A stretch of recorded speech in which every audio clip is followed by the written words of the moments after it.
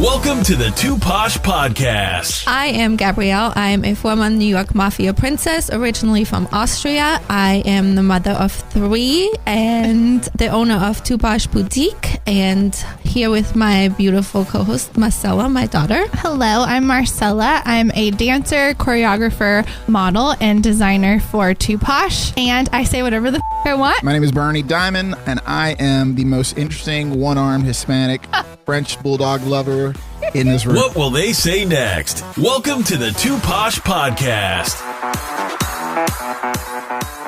Welcome to our Too Posh Podcast. I'm your host, Gabrielle. I'm here with my daughter, Marcella. Hello. And our co-host, Bernie. Hello, hello. And Spider, who handles everything for us back there. Something like that. We like music, it. no theme, I'm no a nothing. handler. Huh? We like it when he has music going on. I know, it's always not better. always. Very festive. And we welcome a very special guest today, a Mr. Coach Clay, right? That's Is that correct? That's it. Your real name is Clay Lewis. That's right. Well, we welcome you. Thank you for coming. It's very interesting how we got you to get here because I had no idea. My husband calls me one day and goes, "You have got to get this guy on the show. He's unbelievable. He just left. I had the longest meeting with him and he has the craziest story." And I go, "Well, who is he?" And so he starts telling me about you a little bit. And then he goes, "Well, Bernie sent him." Yep. And then I go, "Well, Bernie." And then Bernie goes, "You are one of his very best friends." So Yes, we've been friends for about 11 years. Oh, wow. Something Yeah. around that. Yeah, Yeah. Oh, something like wow. that. Yeah. So I met Clay after I had my accident. After? And, we met at church. really? Yeah. Which church? Gateway. Oh, Gateway wow. Church, the mega Very church in cool. South Lake. Yeah. Yeah. So we were much younger then. Oh, Way my God. healthier then. But yeah. So Wow, that's interesting. I know. Well, why don't you tell us a little bit about your life? Like you came here to share your life story. So we always like to start out with, where did you grow up? Tell us Sure. a little bit about your childhood. Like, don't make it super long. Just give us a little synopsis of it.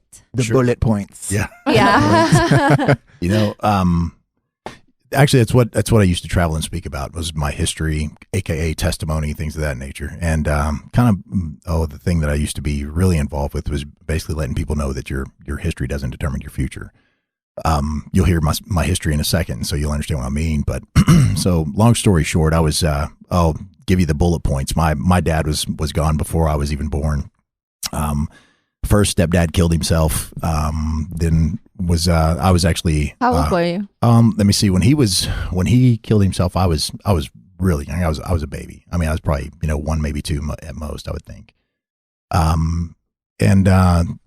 Then as I grew up, the household just become more unstable, of course. And what's crazy is, you'll hear more of my story, of course, but when I've spoken about my history, there's always been somebody that at some point could relate to something or everything, which I feel bad for them if they can relate with everything. It was pretty horrible. But the idea is to be able to enlighten people on where they are, is not where they've been, and that it's okay. So as I grew up, got a little bit older, I was actually raped for a period of about 6 months. You were? As a child, yeah. By who? A couple of adults in my neighborhood.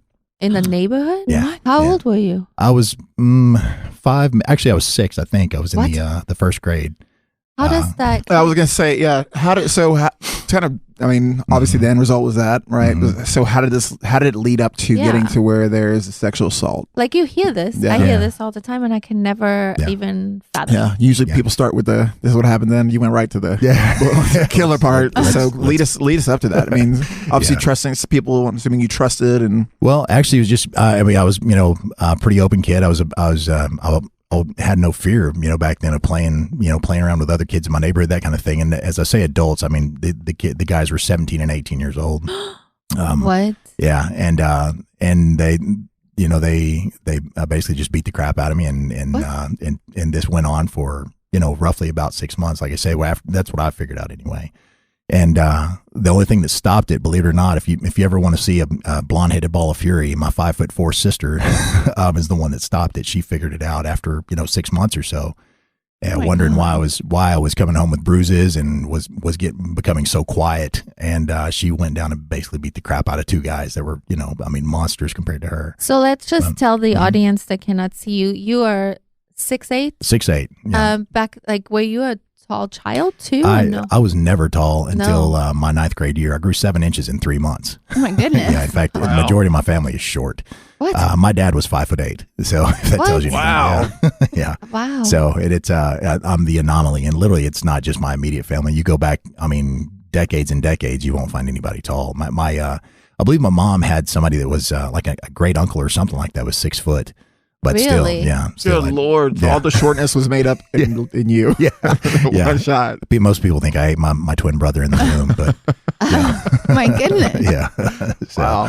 So you had one sister. I have a sister. Were there any other siblings? No, I've had a lot of stepbrothers and sisters, but no, my sister, she's actually 9 years older than me. And in fact, she's basically one of the reasons I tell people I'm alive. Man, she took on the motherly role when my mother was gone for, sometimes weeks at a time, leaving us without food or just, forgetting about us altogether while she was hanging out with her, her boyfriends or whoever. She left you guys alone? Oh yeah. There were no grandparents? Nobody? I had grandparents, but we were too inferior to tell them what was going on. And they in fact did find out what was going on. And, in fact, one of the worst beatings we got in our lives was when my mom caught my grandparents dropping off food to us as a kid. We literally, we literally ran out to the corner.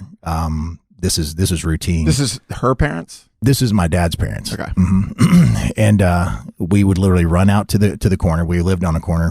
We'd run out to where the stop sign was. My grandmother would lay down two plates of food. What? We would run out, eat them, and run back in. And it just so happened that my mom rolled up one time when she was doing this. But long story short, we would eat. She would roll back around, pick up the dishes, and take off. So how old are you at this? Probably about the same age, probably about 6. In fact, this went on until I was about 7. Why are you not allowed to eat? It wasn't that what was the situation? How did that pissed her off so much? It wasn't that we weren't allowed to eat as much as she didn't want other people to know that we were being neglected and being left alone. Yeah. And we were afraid to use the telephone. Just it was kind of a weird dynamic altogether. Was she working during this time, or what was she doing? My mother? Yeah. She would work, but yeah, she was mostly spending time with guys. Yeah. Gotcha. Mm-hmm.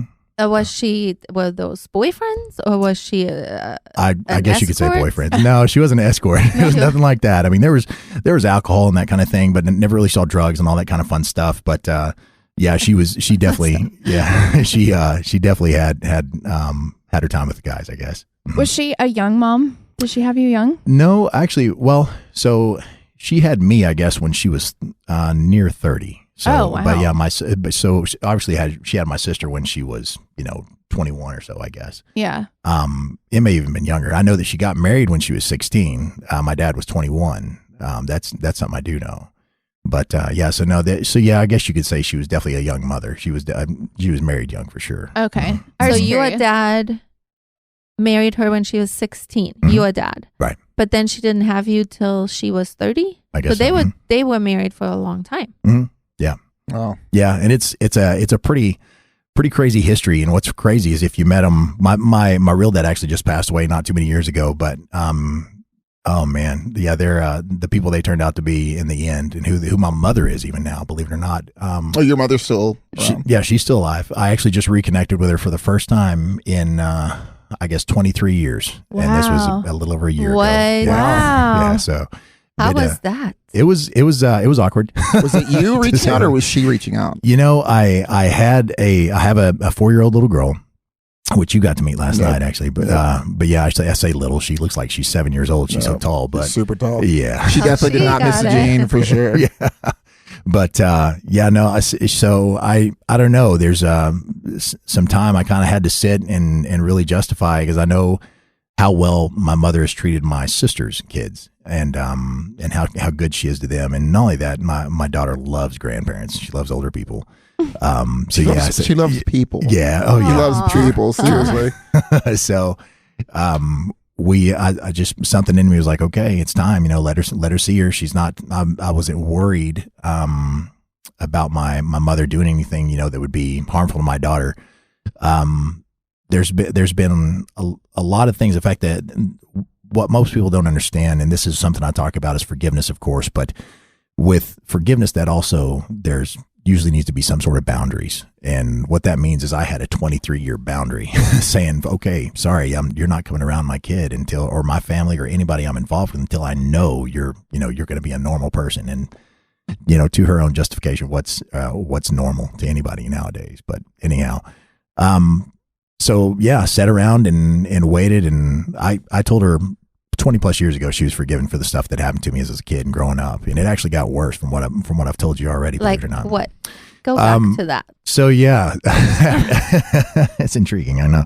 So the after all that happened, what actually kind of sparked the rest of my life to happen, believe it or not, was somebody being concerned about what was going on at home. So when it was finally found out that I was getting raped, my mother beat the crap out of me for it. And what's crazy, it's not because she found out. She knew the entire time. What? Yeah. What do you mean? She knew it was happening. She didn't care, as long as she got to go do what she needed to do or wanted to do, So let me ask you this. Mm-hmm. Your parents were married for, did they get divorced? Like how long after you? My dad was actually gone by the time I was born. Oh, you did say that. Okay. Mm-hmm. So he was gone and then she went wild, basically. Mm-hmm. Yeah. They were pretty wild to begin with. But they were wild together. And then, okay. So now this is all happening to you. Mm-hmm.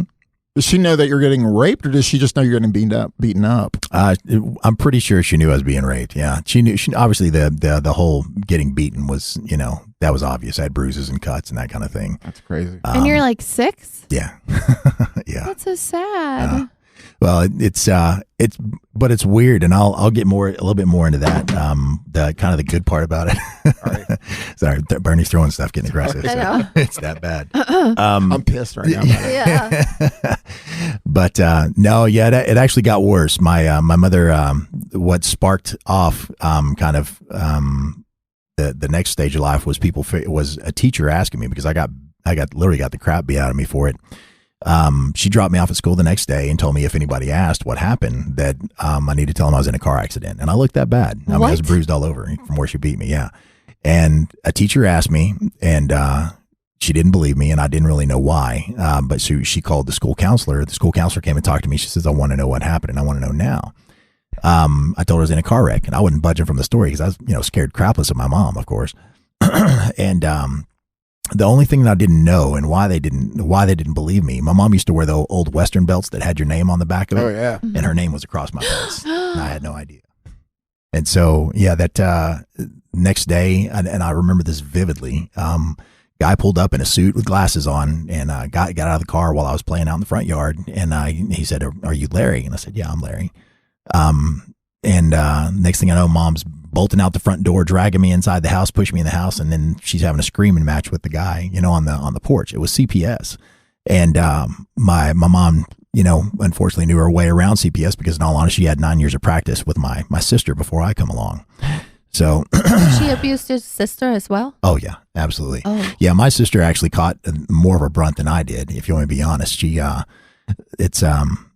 it's crazy. I can remember just, some of the stuff and how violent it was, and I don't know why she caught as much of the brunt as she did, as much as just for the simple reason that I think only because she was the one that had to take up for me, between my mom and I. So real quick before we get further, mm-hmm. So you said your sister lets your mom. Mm-hmm. into her kids' lives. So did they repair their relationship, or is it more just kind of the same? Is her opinion kind of the same as yours? Like, well, I mean, no, I believe it or not, I hold nothing against my mom. I tell her I love her, which really surprises a lot of people.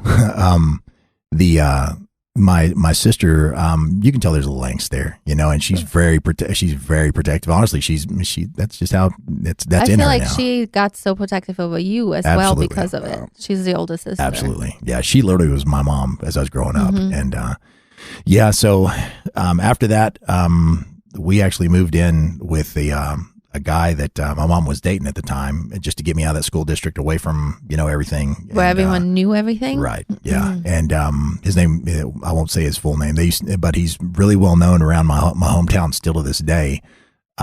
He's just a violent human being. What? And so it got even worse. He owned a trucking company, and his name actually on his CB handle, if you will, was Uncle Nasty.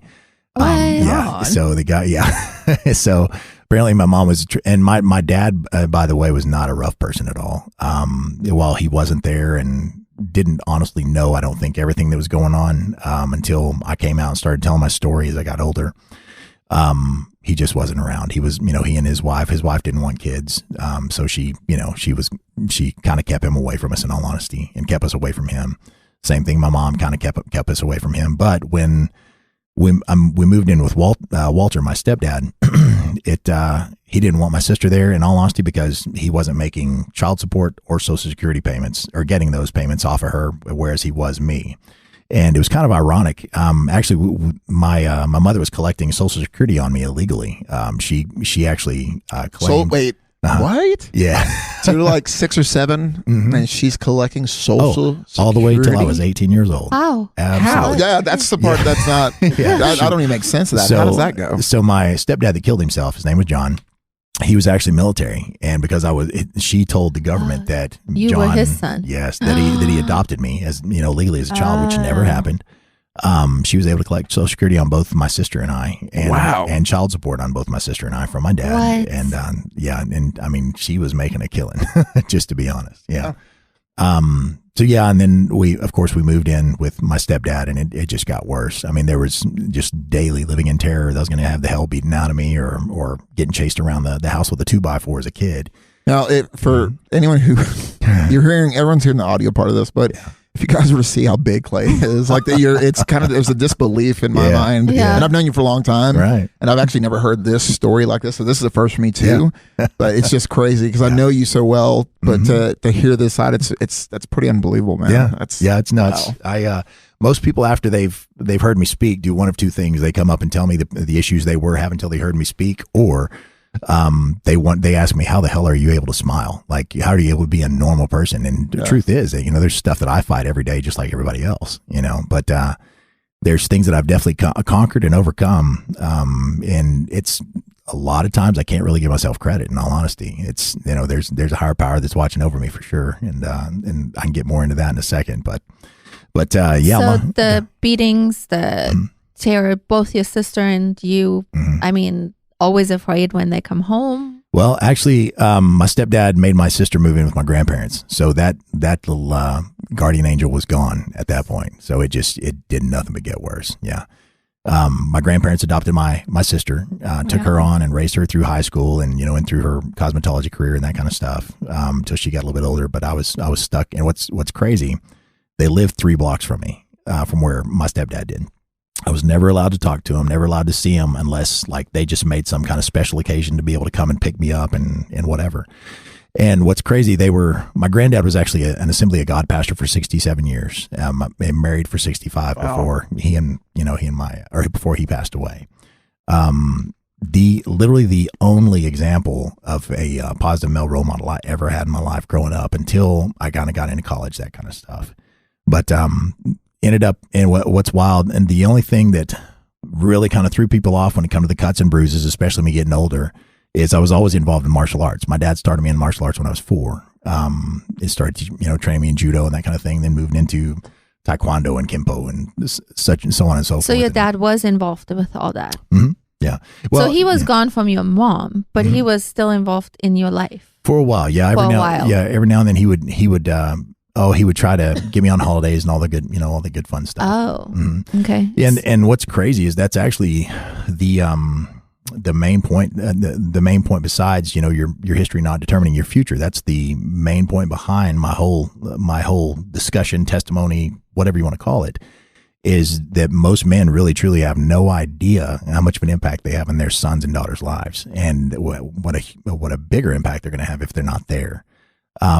Through everything that I've been through, and again, I've still only told you probably about half the story. Through everything that I've been through, I actually sat with a Christian counselor, Bob from Gateway, you'll remember. Yeah. And he heard my whole story, and it blew him away. He had never heard anything like it. He'd heard some pretty sick stuff, but I think was almost convinced that I was involved with satanic ritual abuse in some way, shape, or form. I know I wasn't, but he said that the story is very consistent with that.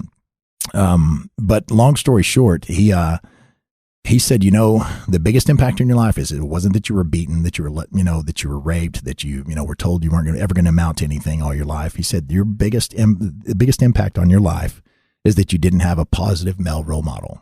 And he said, he goes, it's very true for some, he said, but it's very, very true for you. And I'll never forget that. And that's kind of the, the point to where I actually decided, I'm going to shed some light on my history and show people what their value truly is, and that they don't have to worry about where they've been through. It's actually valuable regardless of how bad or how good it is. Wow. How long was your mom with the guy you lived with? She's still with him. Oh, she is? Today. Yeah. So you see this man too? I haven't seen go him back and try to whoop his ass or anything like that. Oh my God, yeah. Well, he at the time he was about 6'2" and 190, so I'd tower over him and have about 200 pounds on him almost, or 100 pounds or so on him. But anyways, yeah. No, I honestly, it's crazy. It kind of blows people away, but like there's things that I value about him. He did one thing I can say for him that is he kept a roof over our head. He had no problem working. In fact, he knew a lot about stuff that I'm just blown away by. And everybody's like, "Are you crazy? Like this dude used to beat the piss out of you, And I was literally just going to say that. Yeah. I was going to say, oh my gosh, how could you? But were you at that house until you went to college? Like that's where you... No. I actually, what's crazy, so like I said, most people kind of used to blow off the bruises and scars and that kind of thing because they knew that I was involved with martial arts all my life. Anyhow, but yeah, so it's what they didn't know is like literally the first adult I ever got in a fight with, was when I was 13 years old. I stood up to my stepdad and waited till he come around the corner while he was chasing me with a 2x4 and hit him in the head with a chain. So yeah. Wait a minute. Yeah. Go through that real quick. Yeah. Backtrack through that. Oh my what God. happened now? Tell us that a little slower. Well, long story short, I think I'd finally just kind of gotten a little bit tired of getting the hell beat out of me, getting crap kicked out of me on a constant basis. And I was like, this has got to stop someday. It may as well be now. And if I get the crap beaten out of me for it, then whatever. So did you, as a child, did you start getting angry, or did you have anxiety, or what?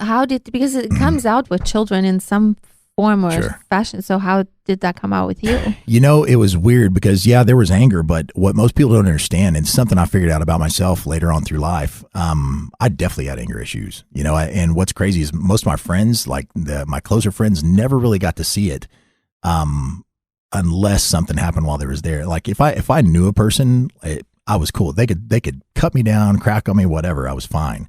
But if there was somebody I didn't know in a crowd, even if they were with that crowd and they looked at me just what I thought was halfway across, I would go psycho. And what's nuts is you heard that I grew 7 inches in 3 months, but also that means I grew from 5'7" to 6'2", and it was still 140 pounds dripping wet. So because there was that side of it, there was the abuse that was going on at the house. I always, literally fear drove me. If I saw somebody give me a halfway cross look and it wasn't anything with exception of a smile, or if it was anything with exception of a smile, I would go crazy and I'd feel like I'd have to back the person into a corner until they fought me. And I wasn't intimidating looking, believe it or not. I was 6'2". I was skinny as a rail. So, but my nutsoiness is what I call it, overcame a lot of what I lacked physically.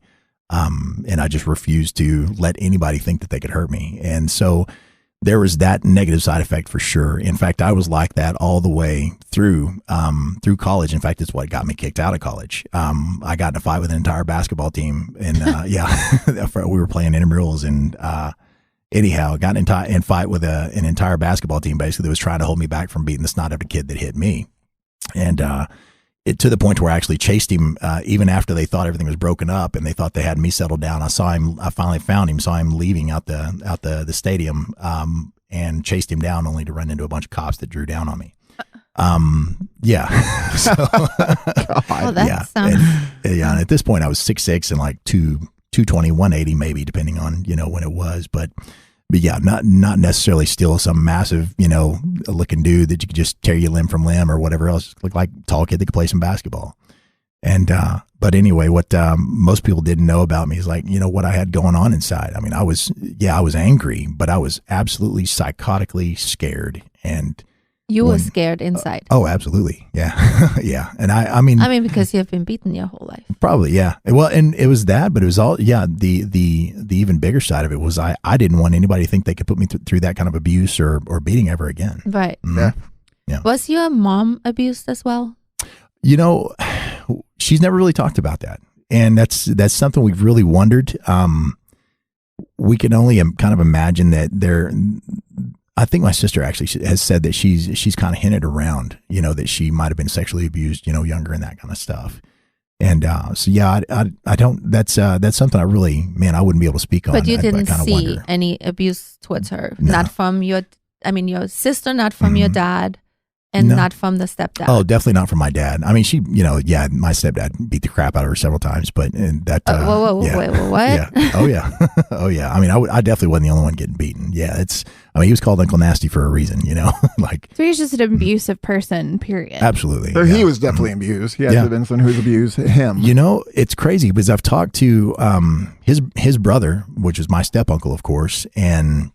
He reacted several times like, hell, daddy wasn't even that bad, talking to my, my stepdad, of course. And, I do know he had it pretty rough. I know his dad was super strict. And if you looked halfway across, he'd probably smack the heck out of you. And, but not near to the point of what I'd gone through. So what would be the point? Like, what were some of the reasons to beat you up in general? Just no reason? Oh, God. You could breathe wrong? Yeah. Wow. Yeah. He had a weird sadistic sense of humor. And in fact, I would put this on a sitcom someday is what's weird about it. But, I still tell a story about, me not waking up early enough one Saturday morning to get out and mow the lawn. And I was like, you know what? I don't care. I'll take a freaking beating. Let's get this on. And I was just like, I'm sleeping, whatever. And, comes in. The next thing I know, I feel something land on my bed. And I thought it was my cat because he had this huge cat when I was a kid. And anyway, so next thing you know, I hear, and he took the lawnmower blade off of a lawnmower and started it while I was on my bed. Sorry, that's yeah, right. I laugh about it too. That's it's okay. funny now. It's okay. Oh Yeah, my that's what I'm saying. I would put that on a sitcom. If he took the blade off, I'm sorry, that's pretty funny. And That's a good little prank. That's a shitty thing to do, but God. it's really Yeah, I was Yeah, if you're normal and you don't get beaten, exactly maybe. right. Exactly right. But Yeah. my God, that's Wow. crazy. yeah, it's terrifying when you're in the moment for sure. But How old are you anyways. then? Oh, I was probably 13 or so, 13, 14, something like that. Yeah. And like I said, at that point, I was just like, whatever, I'll take an ass kicking for it. I don't care. And man, scared the absolute crap out of me. And I can actually laugh about it now because I think it's comedic too, believe it or not. So, but no, yeah, you literally, you could look halfway across and just, get the crap beaten out of you. So, man, that's crazy, right? Mhm. So you're into mixed martial arts, into Krav Maga. I don't know if you got into Krav Maga at this point or whatnot. So take us through high school. So how was that as you're getting bigger, as you're getting it more into the arts of that? Because you really took that into a solid career for a long time. Right. So kind of take us through that. All through high school, I was kickboxing, all sorts of fun stuff like that. And like I said, most people, if I come to school with a black eye, they, just, oh, okay, well, that's Larry, he's training, whatever. 9 times out of 10, it was from something that's going on at home. I became. You never told. No, never There was told. Never know anybody. That's what I'm wondering. I'm like, there's no That's just friend. unbelievable. No friend, no nothing. I was like, this is what's going know- on. Not a girlfriend at some point. Nothing. Nobody suspected anything. Were you dating? I'm just. Oh, yeah. So you were, Yeah. and no, man, that's crazy to me. I right there with you. That I would have. I can't even put myself. I can't even. I'm babbling because I can't even come up with the way to express it. But that's crazy. Yeah. Wow. Yeah. No, like I said, that martial arts was a big cover up for me. But in all honesty, it's probably one of the few things that saved my life. But yeah, I don't know, like a lot of the friends that I hung out with at high school and that sort of thing, they knew that I had that kind of weird, edgy temper in certain situations, but they didn't understand really why it was, so few and far between. But I would get in fights a lot, of course. And, 9 times out of 10, it was just me, being scared enough to say this guy looked at me wrong. So, and that's everybody else's opinion. Then, I'm unloading on some person and they, don't even know why. Wow. Did you rebel? Like, did you do drugs or drink? No, I drank a little bit in college, but just no more than any other kid. Just stupid. Let's get drunk at a party crap and that kind of thing. But yeah, so you never felt the need to like cover all these feelings and no, wow. Maybe that's why you were fighting. Maybe. I guess, and I had a lot of stress relief because I was at martial arts and trying to beat the crap out of guys bigger than me. So but yeah. For sure. So I definitely, I had that going. And where did you go to college? West Texas A&M. Mm-hmm. Yeah. Then Canyon, Texas. And I don't claim to be an Aggie or a fan of them, just so that's clear. Okay. You ended up in Lubbock. Nothing against them. Yeah, Texas Tech. Right, so there you go. Yeah. I am a huge Tech fan, regardless of how crappy their football team is. So when you were in college, when did you continue your mixed martial arts all the way through, or was there ever time that you stopped breaking from it, or? This is the longest break I've taken from martial arts. Was this last, probably year and a half, 2 years. I've always been involved in martial arts before that. Yeah. Why did you take a break? It was just time to move on to something different. It wasn't a matter of burnout. Just professionally, it was time for me to get into something else. So is that why you said coach earlier? Mm-hmm. Oh. Well, that's one reason that for whatever reason that name just stuck with me. Even when I was speaking, people call me Coach Clay. Yeah. Oh, okay. Yeah. You're very athletic. I mean, you're a massive guy. So, I mean, it's seriously, you're a massive guy. So I remember when I met Clay 12 years ago, when you were really avidly working out all the time, he's massive now. He's much bigger and fuller then. Yeah. And so. Yeah, I was 370 for a while, and I was able to bench press anything you put in front of me. But yeah, it's crazy. Wow. The thing about Clay that I can attest to for sure is that he's always had this gentle spirit about him. I've always known that he could with his pinky rip my only arm off, but no, there's always been this really gentle spirit. So it's just it's interesting hearing your testimony or your story. Yeah. I had no clue. I know you've told me before you've had some abuse. I had no clue. Yeah. So knowing now just how kind you are, and I mean, I'm not just saying this because he's in front of me. I've always thought this, that you were a kind person, but to have so much, torment and such a struggle, I would never have expected you to be the way you are now. Yeah. Most people, they'd never be able to figure out, my story just from talking to me and hanging out with me or working with me professionally, whatever. They'd never know that. And what's crazy is like the realm it kind of took me into professionally is like everybody looked at me as a martial arts coach, but I've got several students that'll tell you I impacted their lives because of what I was able to tell them just from mine without even going into full detail of my story. Sure. And that's been kind of key for me, and I guess you'd say one of my life scriptures is Revelations 12:11 says we'll overcome the enemy by the power of the blood of the Lamb and the word of our testimony. And most people don't understand that. They don't grasp a hold of it. It's like, literally, this is my story. This is why you're going to be okay because I was okay, regardless of what position you're in, they're in, whatever else. That's kind of like what we were talking about on the way up here. It's like, I've made it this far. I'm going to make it farther. Yeah. And that's when it comes down to it. That's the truth. We'll be clouded with judgments of the situations we're in all day, the people we're around all day. We won't like them. We'll hate them. We'll think people are disgusting, whatever. Yep. But it's like, it goes back to the good old thing about, who are we to judge maybe, but why judge? Why have that opinion? Why not just move on? Why not just work through it? Do you have post-traumatic stress? Absolutely. I mean, you have to. I know that's been a situation. My wife kind of pokes fun at me and whatever else, calls me old war vet, but I've never been in war, but well, you kind of. Yeah. They would all disagree with you on that one. Yeah. Right. But yeah, I've got a lot of signs of PTSD. I don't like being in big crowds for a long time, especially around people that I don't know. If I don't know a person's intentions with me, I'm very quiet. I'm not violent like I would have been in the past, but I tend to fill them out. And in all honesty, sometimes I have to kind of fight myself and make sure I'm not getting too cynical about people. So yeah, that's there. I definitely can't lie about that. I definitely have my boundaries up sometimes and my guard up if I feel kind of awkward in the situation, for sure. Mm-hmm. How did you get through being like raped? Like, did you, because you don't really have anyone to talk to. Right. I mean, I guess maybe your sister, but what got you through that? You know, I there was two things. One, I've become very good at hiding stuff and understanding, or was, well, from what I had as an understanding, that things should be hidden about our lives because, you know, I didn't, regardless of what was going on with my mom, I didn't want to get taken away from my mom. She was the only thing I knew. And everybody's like, oh, that's the only person you awkwardly or oddly enough found safety in. Like, no, that's not the case. Mm-hmm. She is the only person I knew besides that's my sister. Still your mother, yeah, no matter it. what. Wow. I've heard that before. Absolutely, mm-hmm. Yeah. And regardless of, you know, what they've done to you or how they treated you, you'll always feel like, okay, I know this person. I'm comfortable here. You know, I knew I was going to get the hell beat out of me, but I'd experienced that and I was okay with it. So wow. That's one of it. Oddly enough, that's only one way to describe it. But the second thing is, so the same gentleman I was talking about earlier, the Christian counselor, and he goes, you know, have you ever asked God, you know, why you went through this stuff, why you don't remember some things, et cetera, et cetera.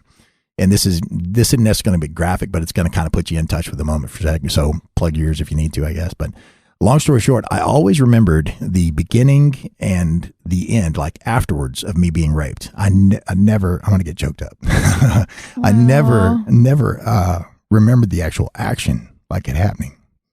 And so he said, you know, let's just ask Christ where he was when all this was happening. I still get choked up this day. It's part of my story I've been telling for years. Wow. But he said, let's just ask Christ where he was when all this was going on. And so I said, okay. Never thought about this before. And we prayed and he said, just show him. And he already knew is what's crazy. But so I started envisioning and seeing one of the moments that I went through as a kid, and then saw Christ covering up my eyes. And that had, like everybody else that's heard my story, they've like, what a horrible life and whatever else. But I've got the ability to say that I've seen that. Wow. And seen, you know, how Christ saved me from something when I didn't even know him. And I'll tell you this. Here's the other side of the whole God side of my situation. It kind of irks people when I talk about it a lot of times because they don't want to get in touch with that side or that kind of thing, or they just don't believe in God. That's fine. They are where they are. And I'm glad to listen to anybody when it comes to that because I feel like I can be a light. You know, so we were talking about the fight in college. That's actually where I kind of had my breaking point and my turning point. It wasn't the fight. It wasn't the trouble I got into because, believe it or not, I was actually able to go back to that school if I wanted to, continue playing basketball, do whatever the heck I wanted to do. I was only suspended, but the entire team that I got in a fight with, even though I ran after them, they were expelled indefinitely from any Texas state school for the rest of their life, literally. So that's one side of it. Yeah, kind of unfair, but anyways, I called my grandmother. I hadn't told anybody. I had to go to court for that situation. I had to go to student court. Then I had to go to court in Randall County. Wait, tell me. I'm a little confused on that. So you got into a fight with the basketball team. Mm-hmm. You started it? I got hit, and then I commenced to tearing to pieces anybody that was in my way between me and the guy I wanted to get back to. Yeah. Yeah. But you were okay, but the other people weren't. Mm-mm. Am I understanding that? That's right. Right. Yeah. Yeah. So, but anyway, so I hadn't told anybody, and I had to go to student court. Then I had to go to court in Randall County. And the judge's name, I'm not joking. I wonder if he's still there. His name was Judge Hell, H-A-L-E. No. And so, ta-da! Yeah, right. And so you can only imagine. Everybody told me stories about this guy. Oh, you're gonna get hammered. You're in trouble, et cetera, et cetera. I walked in, told him what happened, and he looked at me. He's like, "What the hell are you doing in here?" And you know, luckily, you know, through all the history of me fighting and just doing everything that, you know, starting crap with people that I did, you know, in my hometown, I'd never gotten a police record. You know, thank God. He looked at my record. He's like, you've never been in trouble. What the hell are you doing here? You know? And I told him what happened, and he goes, yeah, well, he goes, and he starts telling me the story about one time he had a cousin they were redoing a roof on their house, and the cousin told him to throw him up a hammer. He was on, Judge Hell was on the ground, and the guy was on top of the roof. Hell. Yeah. And so he threw the hammer up. It went over, knocked the crap out of one of his cousins, and knocked him out. And they all came around and beat the crap out of him. And he goes, "Sounds like self-defense to me." He goes, "Get your butt out of here. Go pay court costs. It's $74." And damn. Yeah. And what's crazy is I was facing well over $30,000 in fines, prison or jail time, on and on and on, because it happened on a state property, and it happened, obviously at West Texas A&M.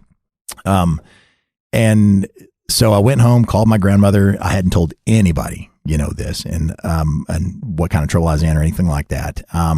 Told her, and she goes, "I'm going to tell you something." And she goes, you had the excuse when you were living with your stepdad to be the person you were and the person you're being right now. And I was like, oh God, that one hit me right in the gut. And she said, "I'm going to tell you something that happened on Tuesday night, which is when the fight happened."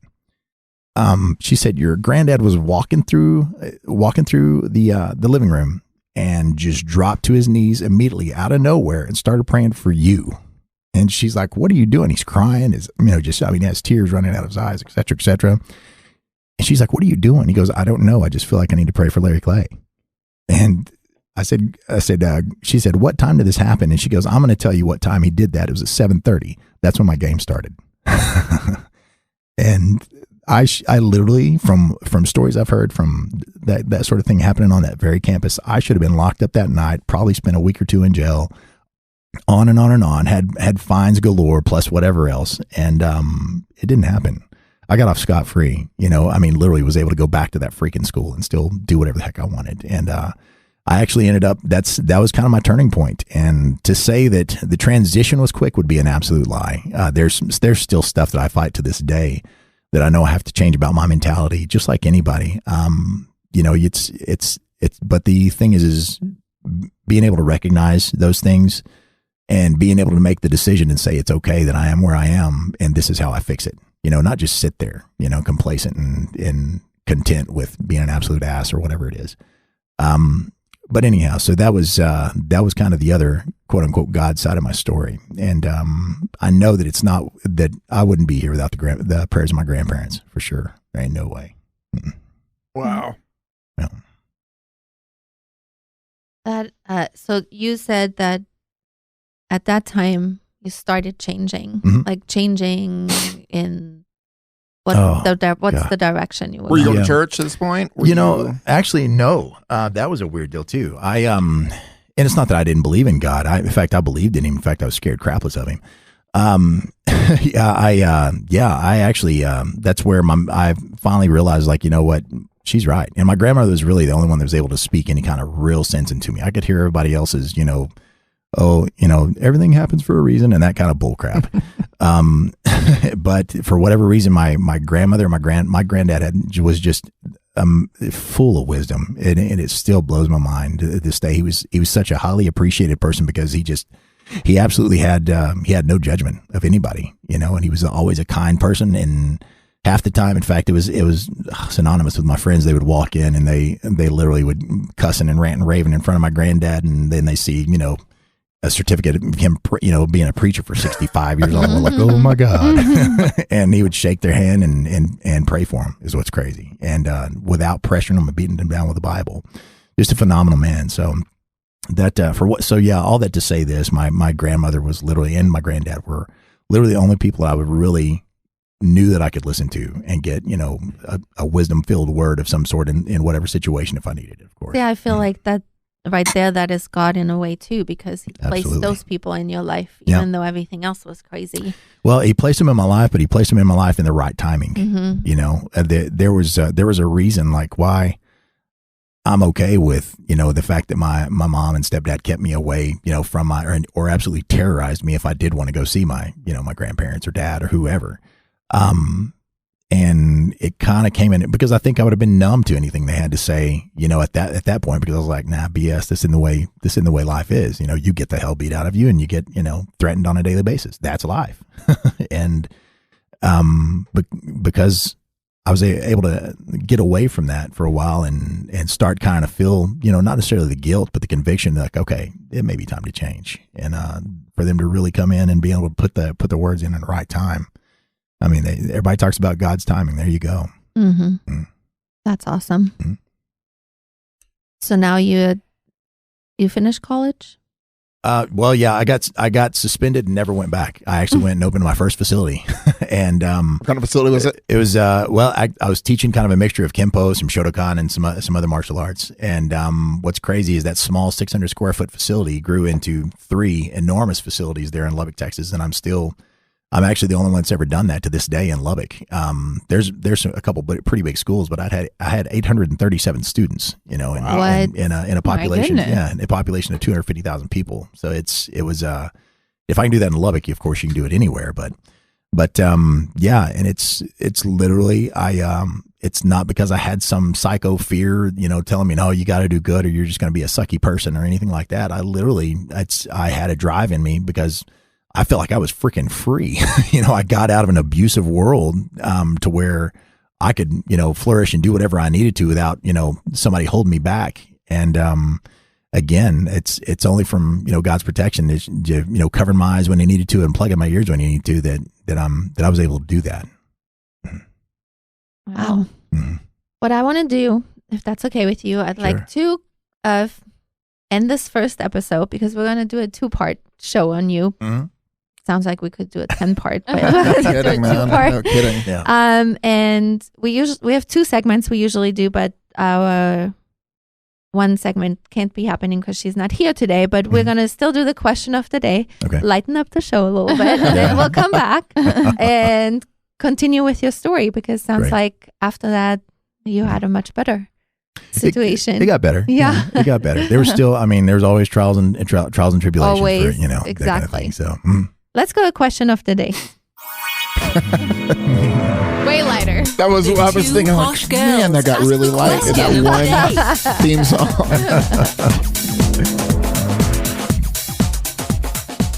So I saw this the other day and I was like, I have to make this the question of the day for us because I was like, would you be freaked out if you found a camera in your partner's room without him telling you? Wait, what? Like, Would you freak out if you found A camera in in your significant Like a hidden other's camera? room? Yes. that'd freak me out a little bit. Mhm. A lot. That would freak me out a freaking lot. I would be like a complete psychomaniac. Like, don't even. That's weird. But I do know someone that's happened to. They found out? You? Yeah. Like, what happened? Well, You can say the person, just tell the story. Well, just tell a story. well, she had a crazy boyfriend, and How long were they dating?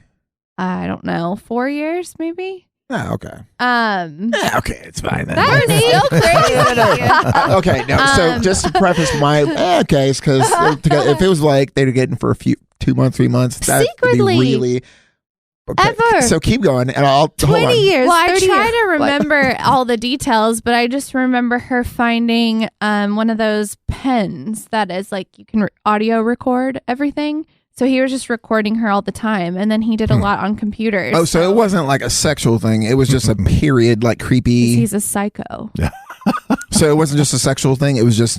I think that there are cameras on the computer too, because he had a lot of computers, and she was like, and then he had a tracker on her car, and then he was following, like listening to her, and like could figure out where she was at all times. She was a spy. He was. I mean, He was a spy. Dude, that's crazy. Yeah. Yeah, I mean, it freaked her out. The Of pen course. even freaked her out. Of course, though. Bernie goes right to the sex. I thought. so So I'm thinking in the. I don't know why I'm thinking like in the bedroom. Did you say in the bedroom? What? Reread the question. Yeah, she said bedroom. You said bedroom. I said no bedroom. Oh, you I said said your partner's room. So if, I guess anywhere in the room. It's like a hidden nanny cam. so here it'd be 2 things for me. First off, I'd be really uncomfortable, and I would start going through everything that like I've ever said or done without them there. I would. I mean, it depends, right? I would like to. First off, I would think, okay, has this person that they were doing it with everyone? So they have tons of videos of different people they've dated. So that's creepy as hell. If it was, I mean, don't get me wrong, it'd be weird. I think it'd be really weird, but I wouldn't be like, what the hell? Why would you record me? Just because I mean, would be I don't- so uncomfortable. Would you? Yeah. I What think would make you? What would make, you would? I'd want to see the video. I'd want to see. That's the whole thing. Is I'd want to see the videos. I'd want to see where you put all the videos. And I want to make sure that you don't have a catalog of like multiple people you've dated. That would be creepy as hell. I would take the camera, the computers, and I burn it all. I think you'd be a little more dramatic than that. You'd probably smash it, all. right? Smash it, burn it, all of it. Oh, really?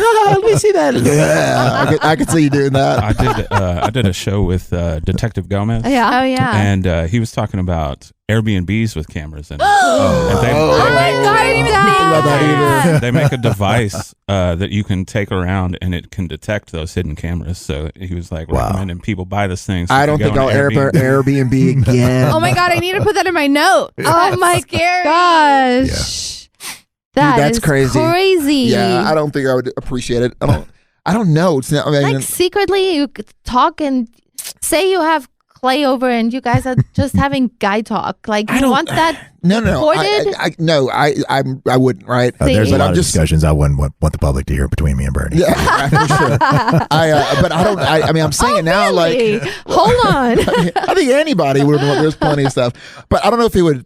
I say that right now. If I found out, I'd probably be really irate about it. But it'd be more just a. Sometimes there are private conversations you have in like I talk to my mom about a lot of stuff that I wouldn't say in anybody's face. Like So sometimes there's just some people that you maybe need to vent to or something, and to know that person would hear everything. That'd be so awful, is it? right? Is it? Would it be more like a constant 24/7 thing, or just in certain situations? I know that's a. Well, the question is. I know. I didn't get that detail. I don't know. I know. I'm trying to figure out the details. I don't know. How about you, Spider? He that'd probably piss me wouldn't care. It would piss See, you and off. Spider Yeah, no, doesn't I get don't mad like- at much. But anything. I don't No like kidding. anything being recorded that I'm not recording myself. Yeah, Spider doesn't get mad about No. much. This is He's like usually pretty I guess I'm underwood. thinking about the whole bedroom part, so that's why I'm like, it'd be good. You're It'd be only thinking fun. the That's all I'm thinking about I this would be next part fine about with it. that So I because know. I'm a performer. Of course. That's exactly. But Y'all if it are all was, fine with the if it was just homemade yeah, porn video. Y'all are good. That's right. That's right. But You're like, babe, that was so sweet of you. Like your Can you angles are a rewind little that? off. We Let's got to do get this that part better again. next time. the angles. See what you did right there? we do that one again. Would you be mad? I don't think I'd be mad. I definitely would want to see the video and ask, like, what's the point? What are you doing with this? Like, Yeah. is this going on a channel somewhere that I don't know about? No, Yeah. I think it also depends if it could save me in an argument. No, you did say that. Rewind it and find out. Whatever you did that. You would also think that I way. know. I didn't say that. Oh, really? Hold on. I got a video. That's true. Exactly right. So That's awesome.